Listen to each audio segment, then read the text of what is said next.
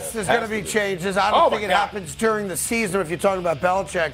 I do think it happens after the season. He went back-to-back embarrassing losses, right? Against the Dallas Cowboys, of course, they get abused, and that's his worst home loss since he became the New England Patriot head coach. But here's my bigger problem.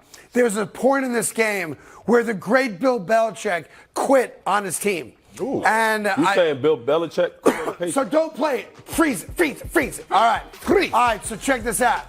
The New England Patriots are already down 24-0 in this game. All right, we're 9:55 to go in the third quarter. Still a game they have in a theory. 4th and 3 on the Saints' 40-yard line. Okay. 4th and 3, you're down 24 points. Obviously, you go for it. Mm-hmm. Bill Belichick waved the white flag.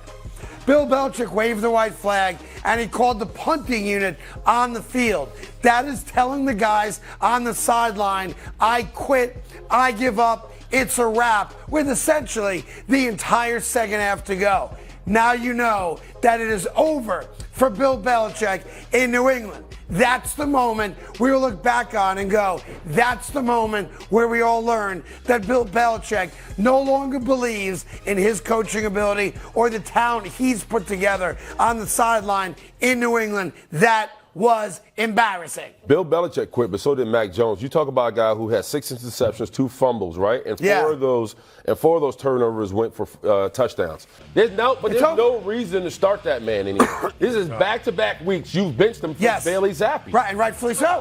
What are we doing? Why are you continue to put him out there if he's going to do that? Mac Jones ain't the guy. Bailey Zappe ain't the guy. And the way this is going, the fact that the great Bill Belichick waved the white flag in a manner I can't ever remember him doing it. Patriot fans would certainly know better than me. You're down 24 points, right? In theory, that's 3 scores, right?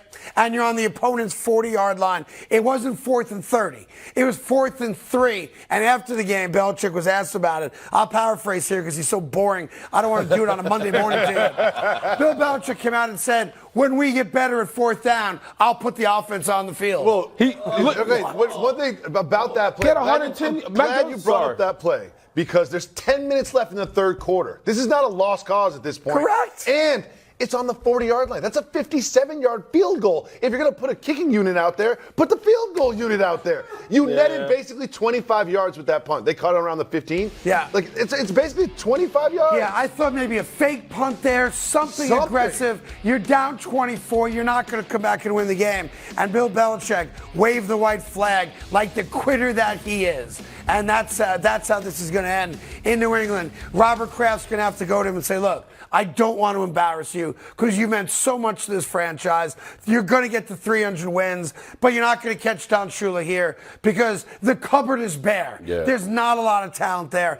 And even if you want to tank now and try to get Caleb Williams, there's no guarantee that happens because the Giants are just as bad. The Bears are just as bad. So there's no guarantee you get the number 1 pick. And I think he goes to him and says, look, why don't you retire so I don't have to fire you? But Bill Belichick quit on the Patriots yesterday. Period. Stop. Second in football. Second in football. The Chiefs didn't look great, but they won. Is there reason to be concerned? Yeah, I mean, a little bit because they're not winning and they're not dominating the way they used to. Kelsey got hurt. I thought he was going to be out for a while. I thought he was Achilles. As did I. The way he limped off, and he came back and scored a touchdown and seemed great. He was running full speed.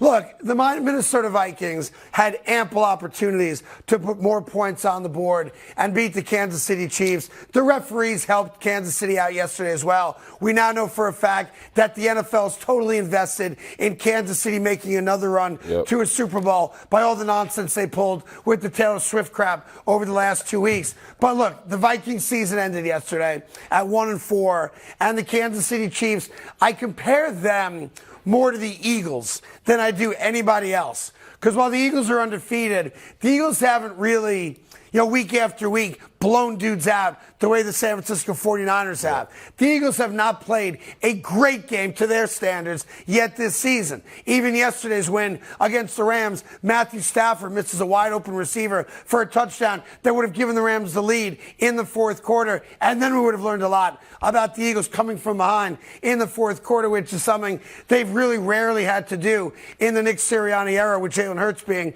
a rock-star quarterback. That being said, you can't be concerned if you're a Chiefs fan because you don't have the right to be concerned with all the winning you've done. but the Chiefs are not the Chiefs of the last 3 years. And if you watch them at all this year, you would know that. Struggling against the Jaguars, struggling against the Jets, struggling yesterday against Minnesota. Patrick Mahomes is the difference maker, but this team right now is not winning a Super Bowl. Well, but on top of that, if you're trying to stay up to the standard, right, and with the Miami's Dolphins putting up 500 yards of offense, you talk about Josh Allen, what he's able to do in Buffalo when the ball's in his hand, when he wakes up. I thought he had a slow start against Jacksonville. Yep. You have to be concerned for the Kansas City Chiefs right now because no other weapon outside of Travis Kelce is working for you. I thought Isaiah Pacheco was going to have a better game. He was mute for the most part. That offensive line was up and down. If it's not for Patrick Mahomes, this is an average football team. Now, let me just show you a quick play that I'm alluding to where Minnesota got screwed by the officials. And again, the NFL is in bed with Kansas City. I hope that is not now translated into referees making calls for Kansas City. The back judge comes over and changes the call from pass interference to uncatchable ball. Yep. It was not uncatchable. Secondly, the Chiefs defensive back right there takes his helmet off on the field. I know it's ticky-tacky, and I would hate it if it was called against me, but that is a penalty for unsportsmanlike conduct, 15 yards first down. The ref told him to put his helmet back on instead of calling the penalty. It's a penalty. But at the same time, I see you call that after, like, during the play, if that happens directly after the play. He's simply trying to get clearance, Can't take the helmet off. I hear what you're saying. But it's...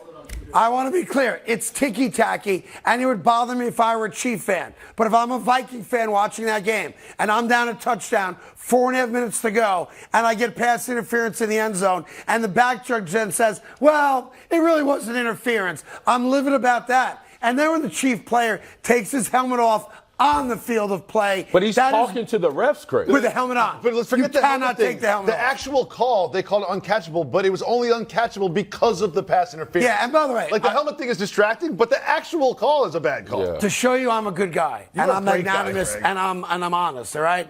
I thought it was a bogus call. I didn't think it was pass interference. All right. That being said, it almost never happens when a back judge comes up and overrules a pass interference call. Mm-hmm. So that's part of it. I didn't think it was a good call, but the call was made. The thing that bothers me now is that we saw with T.J. Watt earlier this year, right? He did it multiple times. You take your helmet off on the field, whether we like the rule or not. It is an unsportsmanlike conduct penalty, 15 yards, automatic first down.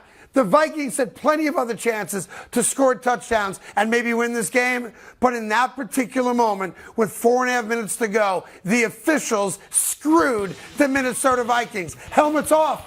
That's a penalty. Immediate flag for taking your helmet off on the field of play. And the referee said, put your helmet on. Well, where's the flag? Yeah. Right? So Kansas City gets the benefit. Now. It happened in the Jets game, and it happened right here.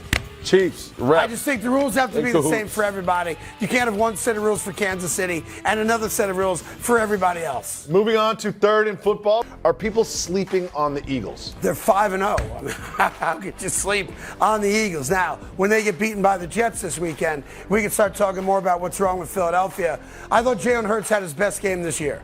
Ran for 75 yards, threw for over 300 yards, makes every big throw with the game close, which it was for the majority of the game. That's a very, very good team. I'm sick and tired of the tush push or the brotherly shove. The brotherly shove. Yeah, whatever they're calling it. But I also recognize it's unstoppable. And until they outlaw it, keep on doing it because nobody can stop it. The Eagles are very good. And we're looking right now like the Eagles in San Fran are on that collision course again like last year. But they have not yet played a dominant game the way San Francisco has. All I got to say, I watched the Eagles and Rams, and I just quivered, right? Because the Eagles' offensive line are bullies. Yes. They're bullies and they're physical. And they held Aaron Donald to 0 sacks. It wasn't like he was even on the field. And we don't have an Aaron Donald on our defensive line, Craig, for the New York Jets. No. We don't have one. So we just got to hopefully. Pretty good, though. Pretty good. All I'm saying, we got to thicken up for next week. Yes. More on that coming up throughout the week. Hey there. Thank you so much for watching The Carton Show. You can subscribe right here to get all the latest bits and segments from the show. And by the way, while you're at it, we have a lot of great shows on FS1, so check them out too.